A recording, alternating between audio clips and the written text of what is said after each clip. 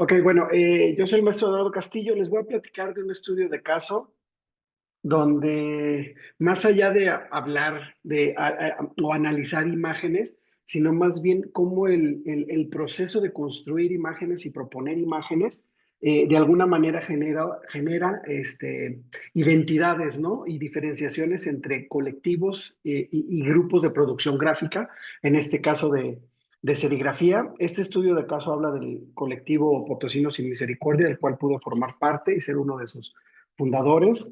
Y bueno, en el momento de estar trabajando bajo el colectivo y sus preceptos que eran un proceso más como más inconsciente y intuitivo, a la distancia, he podido observar y hemos observado los miembros que estuvimos ahí que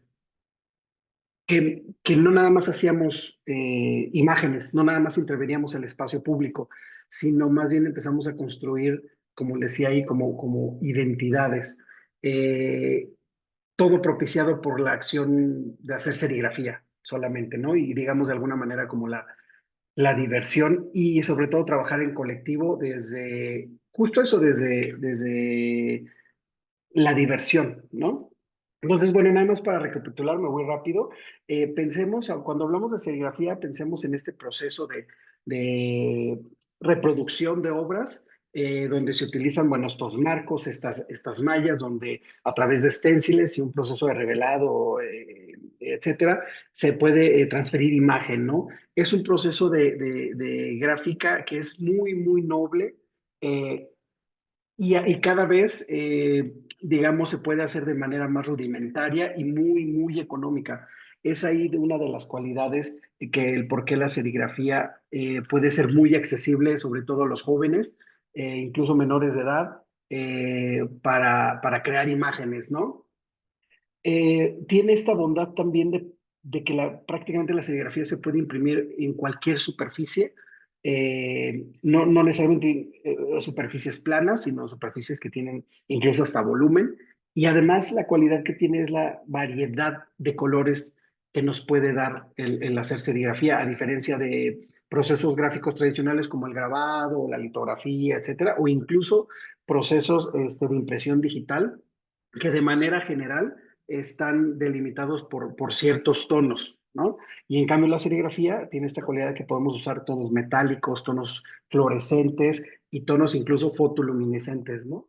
Y bueno, históricamente la serigrafía pues, tiene sus orígenes de manera formal y como la conocemos, por ahí del año 900 en Asia, pero desde los primeros hombres, el principio de reproducir imágenes, desde las pinturas rupestres ya había como estos inicios de lo que sería la serigrafía, ¿no? Con el estarcido y el stencil y demás, ¿no? Y obviamente tuvo su auge en la Revolución Industrial, donde el verdadero boom también fue por ahí de la Segunda Guerra Mundial, ¿no? Donde se utilizó la serigrafía, en primer lugar, como para identificar, pues desde vehículos, provisiones, armas, etcétera, hasta toda esta parte bien interesante que tuvo sobre la propaganda, ¿no? En todos los países, en todos los bandos, el boom de las posibilidades gráficas que dio la serigrafía, sobre todo para la parte de propaganda, ¿no? Incluso hubo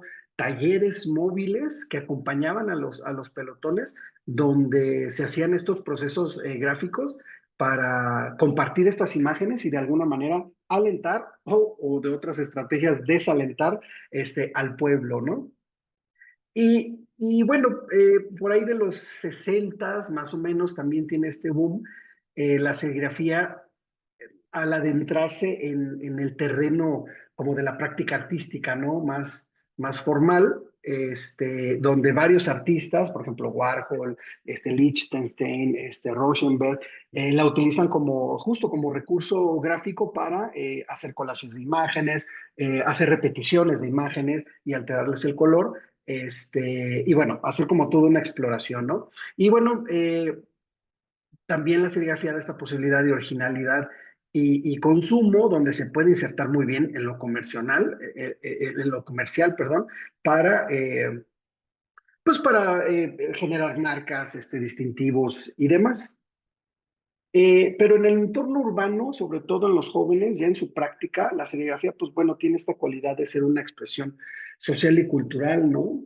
Donde los jóvenes los utilizan como un medio para alzar la voz, visibilizar, señalar cuestiones políticas, sociales, de violencia, etcétera, etcétera, ¿no? Aquí tenemos ejemplos de, pues bueno, de un cartel intervenido ahí en el espacio público, interviniendo en el espacio público, Ayotzinapa, un ejemplo de también cómo en Perú la serigrafía es este medio de comunicación que empezó con este colectivo Chicha para anunciar bailes, digamos, de eventos de música, pero que eventualmente fue encontrando una especie de identidad gráfica al utilizar esa gama de colores, al utilizar esas tipografías, y en ese sentido mi propuesta habla justamente de eso, cómo a través de la práctica serigráfica se van generando estas identidades que sí tienen que ver con lo estético, con lo gráfico, pero también en la forma de producirlas, ¿no? Y también en la forma de convivir al interior y al exterior de estos colectivos, ¿no? En ese sentido, como les decía, este estudio de caso del colectivo Sin Misericordia, que solamente duró del 2014 al 2019, porque desgraciadamente pues, la pandemia nos, no nos extinguió, pero digamos nos pausó un poco. Fue un colectivo que justamente surge del Centro Estatal de las Artes de acá de San Luis Potosí. Yo estaba a cargo del taller de serigrafía en ese momento y el taller empezó, digamos, como a tener más vida y una dinámica como más álgida, porque empezaban a entrar como muchos jóvenes, generalmente menores de edad, que solamente tenían la noción de que la serigrafía era para hacer stickers, calcamonías, para que las pegaran en las paradas de los camiones, ¿no? Entonces, al empezar a trabajar y el encontrarnos ahí el encontrar yo como muchos jóvenes, como con estas mismas ganas y estas intenciones de intervenir en el espacio público, de poder hacer sus ilustraciones y sus, y sí, sus proyectos, digamos, gráficos, empezamos a identificar como estos puntos en común, ¿no? Las ganas de producir imágenes para intervenir en el espacio público, y sin querer queriendo nos dimos cuenta de que hacer serigrafía bajo este grupo, bajo este pretexto, era tratar de llevar la serigrafía, digamos, hasta sus máximas consecuencias, ¿no? Donde al ya dominar la práctica para hacer stickers, playeras y demás, empezamos como a experimentar o a identificar estas fronteras de la serigrafía, ¿no? Evidentemente esto nos llevó a trabajar, obviamente, a trabajar y reforzar como el colectivo, el grupo de jóvenes que éramos. Y bueno, cuando se acuñó, digamos, el colectivo, que fue en 2014, esto ya tenía como 2 años antes que no tenía forma, pero bueno, en 2014 se acuña el colectivo y se definen como estos preceptos de llevar la serigrafía hasta sus máximas consecuencias, se genera este diseño que, bueno, se puede observar que es un rasero con el que se hace serigrafía, con el que se imprime, con el que se pasa la tinta, con forma de cuchillo atravesando un ojo, ¿no? Porque esa era nuestra intención, ser como muy, muy disruptivos en la práctica serigráfica. Y muchos años estuvimos solamente en el terreno de la serigrafía 100% y de manera como muy pura. Incluso cuando hacíamos murales en las calles, por lo menos la mitad de ese mural tenía que estar hecho en serigrafía o con cartel, interviniendo el muro, pero hecho con serigrafía. Y en ese sentido, les voy a presentar aquí tres proyectos importantes que fueron con los que empezamos de manera como ya más formal, instituidos como colectivos, que fueron estas dos instalaciones. La primera se llamó El mural más perrón del universo, haciendo un juego de que pues no era un mural porque no estaba pintado, pero era una intervención en un muro, en una galería, y además la intervención fue hecha como si la hubiéramos hecho en el espacio público, es decir, intervenimos las paredes con engrudo y pegamentos, que luego fue un rollo que la galería pudiera despegar, porque sí lo dejamos como muy, muy permanente en el espacio esta intervención. Y la idea era de hacer un estudio de toda esta producción gráfica que los chavos estaban haciendo. Generalmente hacíamos serigrafía en gran formato y hacer como todo este estudio, toda esta revisión y digamos, toda esta curaduría de todos estos trabajos que durante más o menos año y medio estuvieron realizando y tratar de ver cómo los podíamos exponer o presentar. Y en ese sentido decidimos en la primera imagen que parece el perfil de un elefante, decidimos empezar a romper todos estos trabajos que incluso había piezas hasta de 8 tintas, y empezamos a romper y hacer como un collage gigante, que les digo fue cuando empezamos a intervenir la pared con engrudo, para hacer como esta especie de perfil de este animal grande que hablaba como de esta magnificencia o de esta cosa grande de la serigrafía, pero también faltándole al respeto, digamos, un poco al proceso gráfico y al cuidado del objeto del cartel, sino más bien romperlo y armar como este collage. Y al pie de la imagen pusimos este, digamos, como muestrario de carteles donde se podía ver cada uno de todos los carteles que formaron parte de este collage para que el espectador pudiera de alguna manera hojear los carteles grandes hechos en serigrafía y cómo en el muro quedaron todos, digamos, destruidos y sobrepuestos unos sobre otros. Era justamente, no queríamos como hacer carteles enmarcados y bien colgados, sino más bien intervenir el espacio como sucede en las calles. En la segunda pieza, que se llama Intervención Total de Caja Blanca, que fue en el 2016, hicimos ya un proceso de gráfica expandida de más instalación, donde todo estuvo hecho con serigrafía al 100%. Incluso colgamos mallas, se puede ver al fondo ahí como estas mallas, estos marcos de serigrafía. Y esa pieza, la que está por los marcos de serigrafía, era una pieza performática donde este, el espectador pasaba y le imprimíamos a través de serigrafía en la frente un blanco de disparo, y al reflejarse en el espejo que se veía al fondo, te veías como si te acababan de disparar, ¿no? En los otros muros que no se alcanzan a ver en la fotografía, imprimimos directamente sobre la pared textos que hablaban justamente como de gritos o sonidos como para llamar un poco la atención, pero todo hecho estrictamente con serigrafía, ¿no? Esa era una de las misiones que teníamos. En estas dos instalaciones no hubo ningún otro elemento que no fuera la serigrafía. Eventualmente hicimos trabajo de intervenciones urbanas, nos invitaron por ahí al Día Mundial, al Día Internacional de los Museos en el 2015, donde juntaron a varios colectivos gráficos para intervenir muros que nos dieron. Nosotros hicimos esta fusión de mural con carteles de serigrafía, otra vez cortados, intervenidos, que pusimos en el muro. Eh, Aquí fue cuando nos empezamos a dar cuenta de cómo nos separamos y nos diferenciábamos de otros colectivos.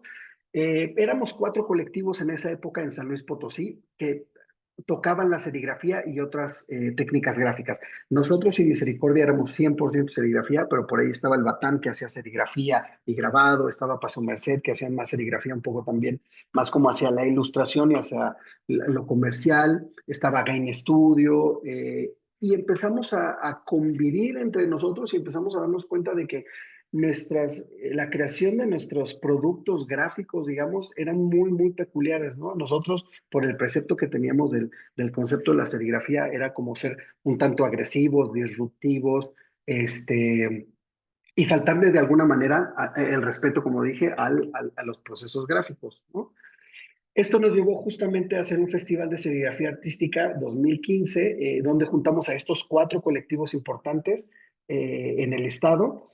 Y fue un festival muy, muy padre porque fue un evento donde convivimos, donde pudimos vender nuestros productos y sorprendentemente todos los que expusimos ahí vendimos obra, además de que hicimos actividades de impresión en vivo de playeras, donde le pedimos a la gente que llevara su playera y gratis cada uno de los colectivos les iba a imprimir un diseño. Ya nada más elegías o dentro del horario de impresión podías tener tu playera de Again Studio, de Paso Merced, del Batano, de nosotros, además de que llevamos a bandas de metal y fue como todo un rollo ahí de rock, y fue un evento en el que pudimos como convivir todos estos colectivos gráficos y dar a conocer nuestro trabajo, ¿no? Y fue ahí justamente donde se remarcó esta diferencia de estilos y de procesos de trabajar.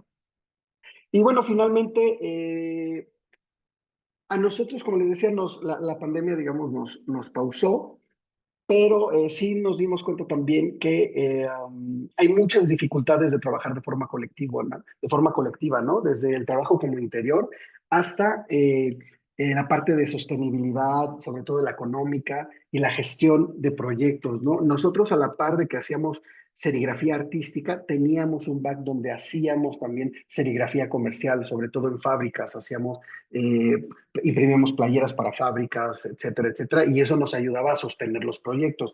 Además, metíamos proyectos para que en algún momento el Centro de las Artes o Secretaría de Cultura nos producía obras y proyectos gráficos. Esta imagen que vemos acá es de nuestra última carpeta gráfica de serigrafía que se llamó Corpus, el cual fue subsidiado por el Centro de las Artes. Obviamente nosotros retribuimos esa ayuda con una serie de carpetas gráficas, pero también fue como muy difícil esta parte como de sostener esta dinámica de producción, ¿no?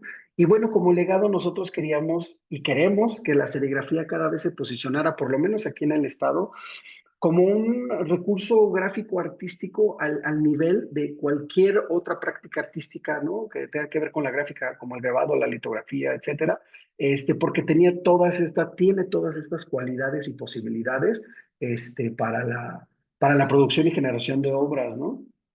Y finalmente, pues vemos la serigrafía como un estilo de vida. Actualmente algunos chavos que estuvieron en el colectivo ahora ya tienen sus propios talleres de serigrafía, otros ya son maestros de serigrafía en estas instituciones culturales, y se ha, digamos, como esparcido como su práctica, ¿no? Siempre con esta visión de entrarle a la práctica serigráfica desde lo propositivo, desde el no tener miedo y desde faltarle al respeto, digamos, ¿no? Hago esta mención de faltarle al respeto porque siempre pasaba que con colegas gráficos decían, pero ¿cómo? O sea, ¿cómo te atreves a romper este dibujo? ¿Cómo no lo enmarcas de esta manera? ¿Cómo no usas papeles libres de ácido, etcétera? Todos estos tecnicismos que sí ayudan, que sí de alguna manera hacen que se preserve la obra, pero más bien la intención de este colectivo gráfico que teníamos era como producir, ser bien incisivos en lo social y en lo público, y pues ser, digamos, como tener esta práctica, pues como lo dice el nombre, pues sin misericordia, ¿no? A la distancia fue un proyecto al cual le tengo mucho cariño y que no digo que esté muerto, está en pausa, porque ya empezamos a identificar nuevas generaciones de jóvenes que están interesados en retomar. El chiste ahora es el cambio, el escenario, el entorno ya cambió post pandemia, entonces ver cómo esto puede surgir y qué nuevas identidades se van a construir. Y bueno, eso sería todo por mi parte. Muchísimas gracias por su atención. Aquí una foto de los miembros que formaron parte del colectivo, los miembros base, y sería todo de mi parte. Muchas gracias.